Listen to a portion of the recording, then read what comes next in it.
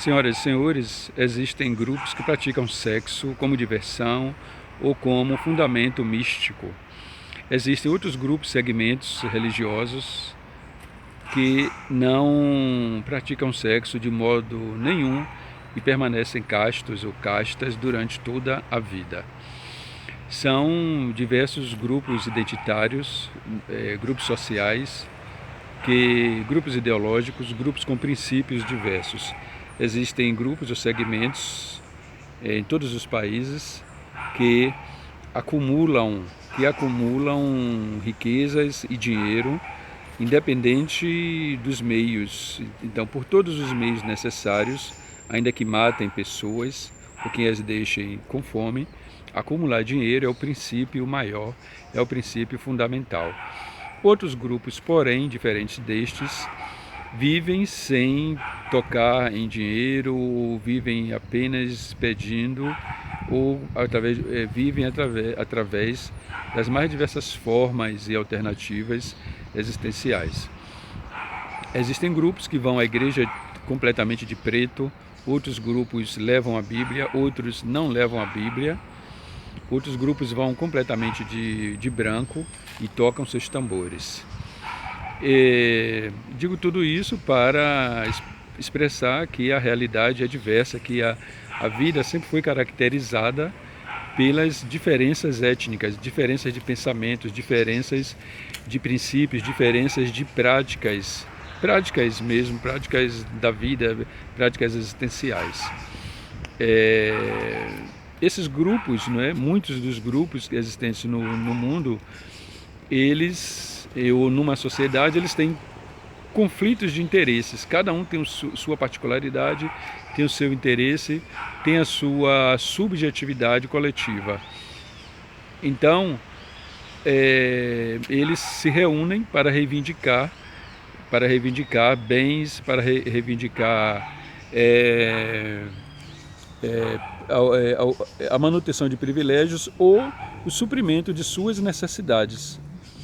Então, no caso brasileiro, os grupos eles se reúnem, reivindicando do Estado exatamente as benesses ou benefícios ou reparações necessárias. Daí o Estado, através dos poderes legislativo, executivo, judiciário, implementam políticas, por exemplo, para idosos, para o segmento dos idosos, ou implementam políticas que beneficiam fazendeiros, políticas públicas que beneficiam militares, ou a qualificação de professores, ou a formação de médicos. Por exemplo, existem políticas educacionais como o FIES, como o ProUni, que beneficiam o corpo social estudantil de uma nação, no caso do Brasil. Existem, por exemplo, políticas para idosos. Existem políticas que melhoram a qualidade de vida dos militares. Existem políticas, por exemplo, de ações afirmativas nos concursos públicos federais destinados à população preta, a mulheres e homens negros, que há cerca de 20% é destinada 20% das vagas para a população preta. Isso porque o Estado, a realidade, os grupos do movimento negro, os diversos movimentos negros, que não é um apenas, são vários movimentos negros, e não importa, movimento negro de esquerda, direita, religioso, capitalista, socialista, liberal. Então são diversos movimentos negros. Então esses movimentos negros também se reuniram para pleitear, para exigir do Estado políticas públicas afirmativas, considerando que a sociedade brasileira, ela, por exemplo, na seleção de pessoas em seu quadro funcional, as empresas, elas selecionam apenas pessoas brancas para ocupar os cargos mais rentáveis. Os movimentos denunciaram isso e existem também por isso as políticas de ações afirmativas, as cotas no mercado de trabalho, bem como nas universidades, cotas sociais e a partir da cor da pele. Também existem os grupos LGBTs, existem os grupos, não é, femininos, os grupos indígenas, os segmentos também identitários. Ora, mas o que é identidade? Identidade é isso. Identidade são valores, identidade são práticas, né, comuns, identidade são ideologias, identidade... Esse cachorro aqui agora. Identidade são valores, práticas e ideologias. Existe um livro muito interessante do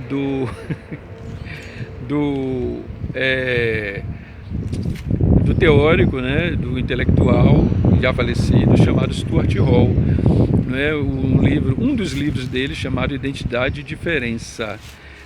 É uma organização, este livro, de Tomás Tadeu da Silva, né, que fala exatamente, define bem identidade, o conceito, as formas, identidade que é algo fechado, mas também aberto, que dialoga, não é? Então, é um livro interessante. Existe um outro livro de John Rawls, que é Teoria da Justiça.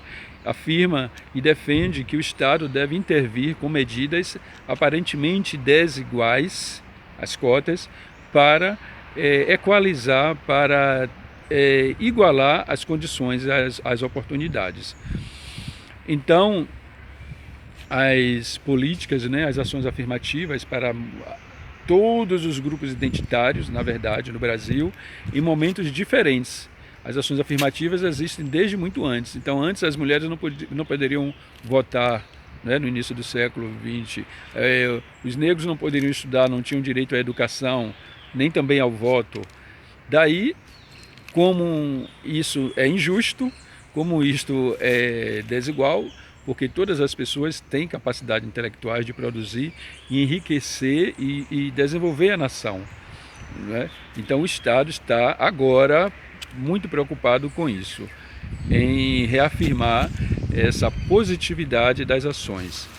Mas tudo começa, né, ou se desenvolve com mais intensidade a partir de 1940, no pós-guerra, quando os países preocupados com a paz, né, e dirimir, acabar com as guerras, né, por conta da Primeira e Segunda Guerra Mundial, resolvem desenvolver os quadros, qualificar, né, a população. E a partir disso surge a Declaração dos Direitos Humanos, que foram e são muito importantes para equalizar a condição das pessoas, não é? Para trazer prosperidade, progresso social e desenvolvimento do país, desenvolvimento da economia, desenvolvimento da cultura, desenvolvimento dos aspectos sociais. A ONU, a Organização das Nações Unidas, estabeleceram ações afirmativas nos mais diversos países existentes. Então, a Austrália, Nigéria, Estados Unidos, Brasil, México, por exemplo, e outros, e tantos outros. Essas ações, elas partem sim do pressuposto de que há, por exemplo, problemas diversos, né? Problemas quanto à expropriação da população indígena de suas terras, problemas, não é, quanto à discriminação de gênero, e por isso existem também ações afirmativas para mulheres, tanto na política, não é, quanto outras formas, por exemplo, na área da saúde, etc.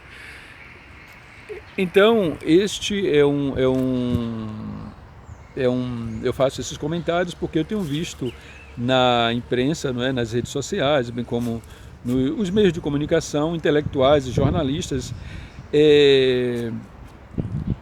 protestarem de algum modo em relação à pauta política, à pauta dos partidos políticos que englobam as reivindicações dos movimentos negros, dos movimentos LGBT, por exemplo, dos movimentos indígenas, afirmando que essas são reivindicações menores, particulares. Ora, mas tudo e que são identitárias. Mas tudo é identitário, como já foi visto, né? Só há identidade. A história da humanidade é marcada pelo conflito identitário, pelos conflitos identitários, os conflitos de interesses. não é? Conflitos e coalizões também, e união. Então, ressaltando, quero deixar essa dica, esse recado de que tudo é identitário. A pauta dos movimentos considerados minorias, não é uma pauta que tem valor, que tem legitimidade, sobretudo, porque essa universalidade da lei, da Constituição, ou da Declaração dos Direitos Humanos, ou da Carta da ONU, essa universalidade, ela é feita das particularidades, desses desejos, das aspirações, das necessidades, não é, de igualdade, de ter o seu capital intelectual, o seu desenvolvimento, não é, pessoal também e coletivo valorizado. Por isso que existem essas reivindicações, não é, que se erguem, que se dirigem ao universal, que é a Constituição brasileira. Não é? Então é isso. Para concluir, é isso que eu quero dizer. O poder, os poderes legislativos, né, o executivo e o judiciário da República, eles implementaram as ações afirmativas, identitárias, para fazer justiça na sociedade brasileira, para equalizar as condições, para dar ao povo brasileiro condições iguais e o desenvolvimento da nação brasileira. Um abraço, eu sou o sacerdote Babalorixá Ivan Messias de Logunedé. Muito obrigado pelo respeito, pelo carinho, axé. Se inscrevam, compartilhem esse vídeo. Um abraço.